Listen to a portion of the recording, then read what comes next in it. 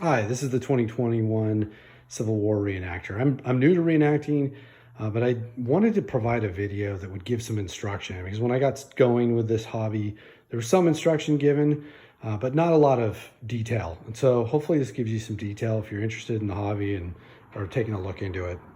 The number one thing you will need, which everyone will agree upon, is a canteen. There's different kinds of canteens. Most of them you can find from the cheap settlers. By the way, like cheap settlers would be like CNC Settler as an example. They're kind of like the Walmart of Civil War reenacting. Maybe not the highest quality, but real affordable stuff. So if you're not sure about the hobby, you can always start with something like shopping on their site. Later on though, I'd probably recommend more authentic sites and stores. But this is a tin canteen. I mean, we could probably do a video on every one of these items here because there's a lot of detail. Like tin you want to clean without hot water, but with soap. These you can clean with hot water. It doesn't really matter the color, whether if for the Confederacy or the Union, they both use both, but you do want to make sure everything is accurate to the unit you're joining. So it's always good that you talk to your unit before you go out and start buying stuff. So besides a canteen, what I'd also recommend is obviously you're going to need a set of clothes. So that's going to be socks. I wouldn't get too detailed in the socks. I would just go get some hiking socks is fine. And then brogans. Most of the brogans that you get are going to be pretty cheap unless you go to something like Missouri Boot and Shoe. You might want to put on some metal plates at some point, and you can get those pretty easily from the settlers as well. These, I've only worn 3 events and they fell apart already, so they're not real stable. The jackets, you're definitely going to want to eventually get a high quality jacket. That and a hat. If you had to buy something because you thought you were going to stay in this hobby and it was going to be high quality, you'd want to start with a jacket and a hat, because if you're like me, you're going to end up rebuying it twice. Like I have a real jacket on order that's proper for my unit. It's a Richmond Depot type 2 jacket. That one is not accurate. This hat is a high quality hat. I didn't start with this one, but I got this from Dirty Billy's. Once you get your general outfit though, and the shirts are pretty basic shirts from CNC, as well as the pants, you can tell it's not great quality because I don't even think this is leather, and it's supposed to be leather attaching the suspenders to the wool pants. I also have high quality pants on order. If you go to Walmart and White, you can find some good clothing to actually upgrade your attire. But for starting off, this is good enough. Haversacks are going to be important. I actually have 3 haversacks. This one is a little more basic. It's not as long, and which is why I just bought this one. It also has a strap here that you can put your cup through. I tried to actually sew a button on here. Well, I did sew a button on here, but I would wrap my cup on that so it looked somewhat authentic, and then the hemp rope would break. By the way, in this hobby, you'll find out everything has an accuracy to it. Even the rope, so hemp rope, not manila rope, but hemp rope is accurate for the Civil War time. So you have to research it, find it, everything else. Now you'll notice some things I have in here are not accurate. Metal spikes, not accurate. I should have wooden spikes, but a lot of things are. This is an actual hatchet that they would have used back in the Civil War times.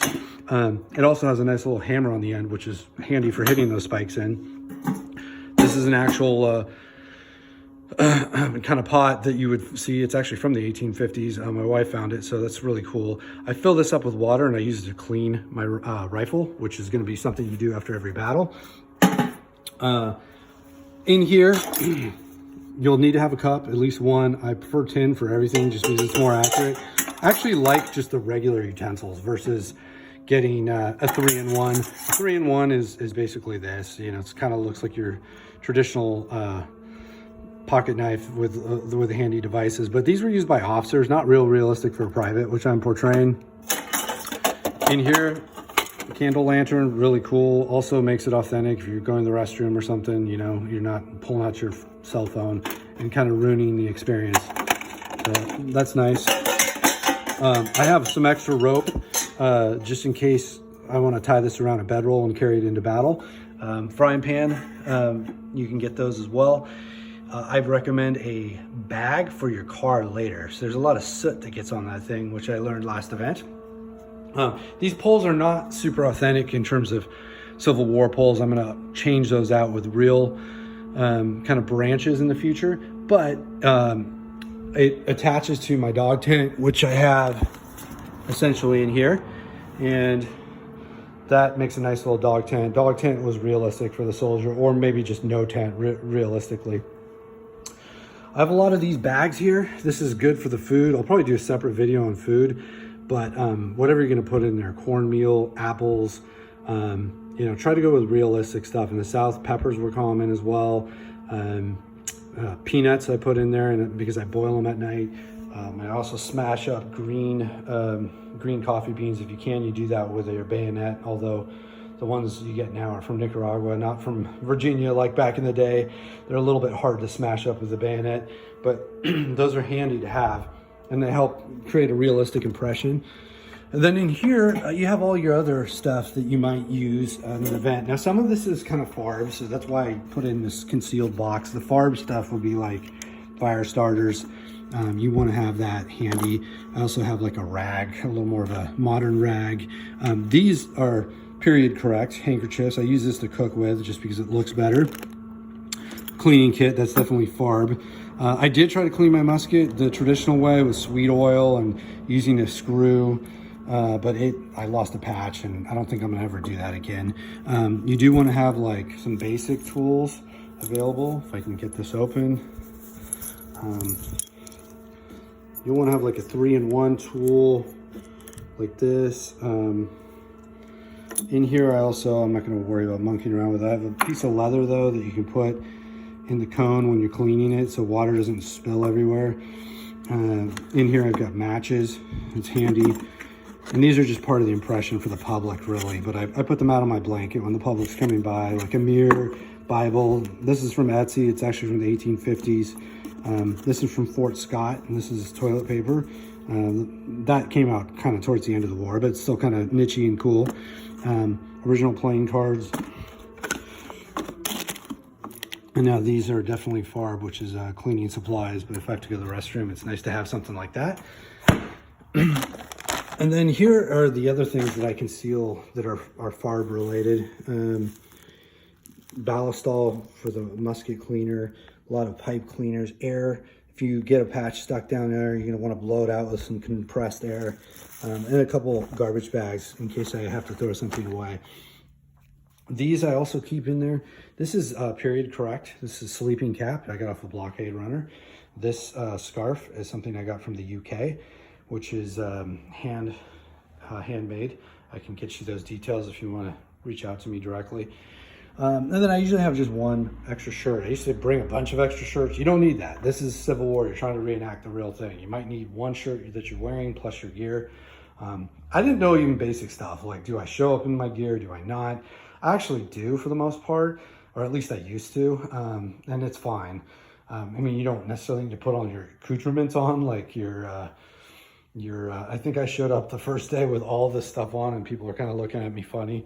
But you definitely want to show up you can show up with your outfit. You probably don't need to put on your cartridge box and all this stuff. This stuff, by the way, doesn't have to match. You will want to weather it. So if you use neat's foot oil, it'll make it darker. If you're playing the Confederacy, you'll have to do that. And then things like this, like if I had to do this over again, I would have never bought these CS buckles. They're probably not realistic. You would have had a state seal there, or maybe even just a regular belt. They have rollerball bags and other belts.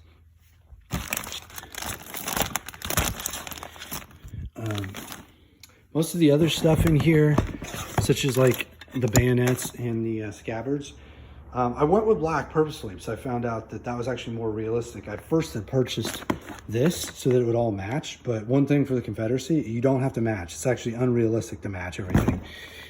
So now I'm slowly doing kind of more of a mix and match approach. There's a lot to this. I could probably spend 20-30 minutes going over each one of these types of things, but hopefully this gives you a little bit of an initial take at some of the gear that you want to have. I didn't really cover this box here, but these are all extra supplies. So it's a leather punch in case I need to make an extra hole in the leather. You don't need like a tampon, like that goes in the top of the musket. You do not need that.